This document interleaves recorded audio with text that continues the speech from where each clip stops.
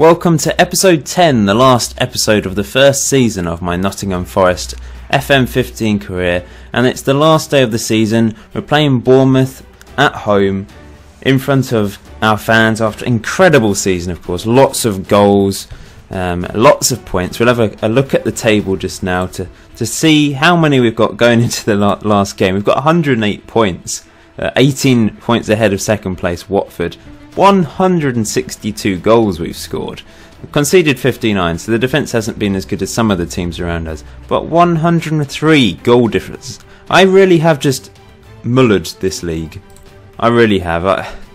Whatever's happened with this tactic, it's worked wonders. I will be doing a tactics video shortly after this episode in the coming days. I'm also doing one for my West Ham one as well, so check that out as well. The future of this series, I will continue, obviously, into the Premiership and hopefully try and stay up and maybe do less videos next season. So maybe one at the start and then the odd one here and there. But I won't be doing as many. I'm thinking of streaming as well on Twitch at some point, so check out my Twitch. I've never streamed, but if you give me a follow on Twitch, the link will be in the description below. Then I will be streaming at some point. I've said it for a long time, but I will get around to doing it at some point. I really want to have a go at it. So if you're interested in seeing me stream, then check me out.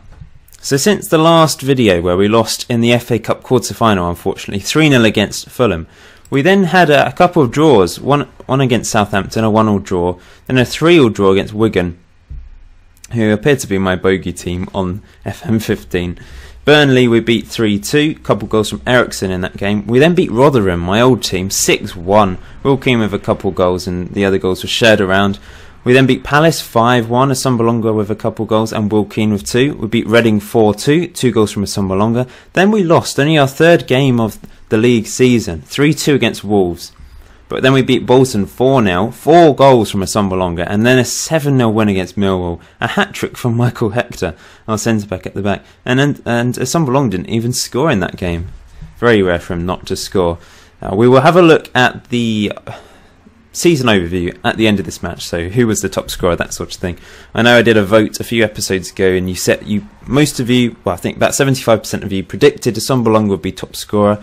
I think that is most likely going to be the case. Yep, he's ended up being 8 goals ahead of Keane going into this last game, and 6 assists ahead. He has been a beast. So let's play this last game against Bournemouth. Oh, what a season it's been. I really have ripped into everyone. This 3 up front tactic has been very successful. Bojan has actually been quite underrated. I know he hasn't scored as many goals as Keane and Assombalonga, but he's got a lot of assists. I think 25 assists. I'm playing Keane in the middle, seeing if he can get a few goals in this last game, because it tends to be the middle striker that does get the majority of the goals, which is maybe why Assombalonga's got more goals. So it's actually rather impressive that Keane's managed to get over 40 when he's been playing on the right-hand side. A few of them have been penalties. I do hope you have enjoyed my Rotherham and Nottingham Forest career, though. Obviously, some of you may have just joined for the Forest part of the campaign, and I hope you've enjoyed these 10 episodes that I've done. Obviously, I've focused more on the match day experience rather than other aspects of the game, which is why I've done quite a few episodes just for this one season. Also, I haven't had time to play this save massively, so it's allowed me to just get quite a few videos out over a longer period of time. I have enjoyed it though. You can't really not enjoy this. It may get a bit boring after a while if you always win 5-0 every game, but there have been difficulties. I haven't been thrashing every single team in front of me. Here's Assombalonga, and Keane gets a goal and Assombalonga gets an assist. We're 1-0 up inside 5 minutes. The duo, the deadly duo, will they be able to do it in the Premier League? That is the main question, because of course they've done it in the Championship, but we did lose against Fulham in the FA Cup quarter-final, a Premier League team, and we lost quite convincingly so. Although we did have quite a few shots. Oh, McCabe unlucky. McCabe has been amazing in midfield. His long throws obviously has I've said before, have really allowed him to get lots of key passes, and that's given him amazing average ratings. I think he's probably got the highest average rating, more than Assombalonga and Keane, which is very impressive considering how many goals they've scored and assists they've got. So it just shows how focused this tactic is on long throws as well. And Assombalonga couldn't quite get that. It was brilliant defending at the back by the looks of it. Can we make it 2 here? Cohen whips it in. Back to McKay, blocked. And they're going to break here by the looks of it. Would be nice to have a comfortable win on our... He's just run out of play. Comfortable win on the last day of the season. For our fans who've followed us religiously this season and been amazing, I'm sure, considering we've been winning so many games. And Forest fans are good, aren't they? You may disagree if you're a Derby fan. Here goes Keane. McCabe, blocked. Here goes Salahi. Bojan, Keane, into Assombalonga, scores. I think he's offside.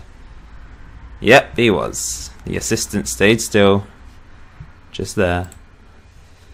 And it's only 1-0. Please leave a like if you have enjoyed these 10 episodes, or maybe just the odd one that you have watched. But yeah, I mean, the first couple of episodes had so many likes. I can't believe how much support there was for this, and they've equalised 1-1. Poor from us at the back. Maybe we'll end with a draw. But yeah, I think the views have been good. People seem to be sticking with it.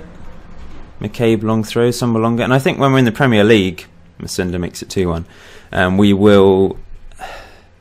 Yeah, I'm sure a lot of you will enjoy that and be interested in me seeing how this tactic works in the Premier League and how if we manage to stay up. I don't know how much money I'll get. I don't know which players I'd want to improve. I want to keep Assombalonga and Keane up there, and Bojan probably. Maybe bring in another good striker. But other than that, I don't know. Maybe the defence, but it's 2-2. What's going on at the back today? Let's change it up a bit. Let's just drop deeper and see what happens. Although that wasn't due to dropping deeper. I don't know what that was actually. It's just poor defending. And it's all over the shot, which does happen with this tactic sometimes. Now you're probably thinking, I don't want to have this tactic. I've just seen 2 dreadful goals conceded. Far from pleased, that's what I'm going to say. Then they'll be fired up. Bojan's gone quiet the last couple of games. I'm going to bring on McElhenney, actually. He's got good morale. And yeah, let's see what happens in the second half. Hope we don't end with a defeat. That would be poor.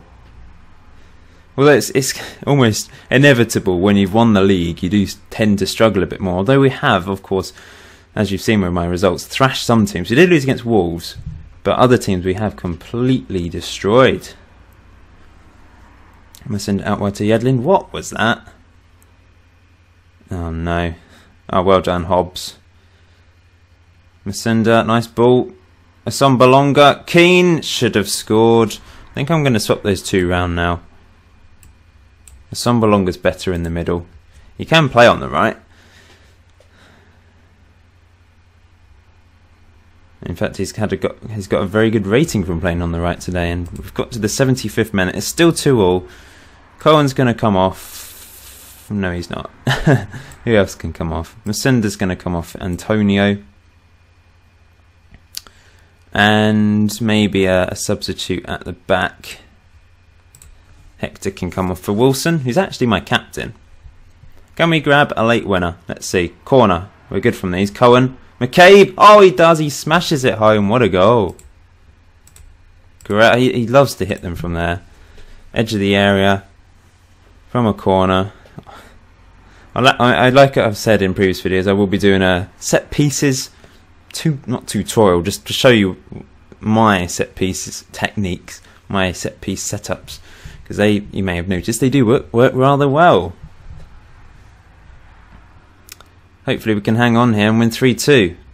Been a good game, end-to-end stuff. We haven't dominated shots-wise as much as usual. 19 shots, you're probably thinking that's a lot, but I regularly get 25 to 30 shots in a game. Clear-cut chance is always quite low, so I think quite a few of my shots are from far out. But we have won 3-2.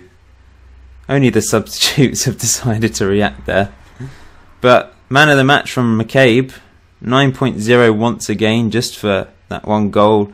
Lots of key passes probably. Asombalonga with 2 assists, and he didn't score today, which is unusual. Masunda with the goal in the first half.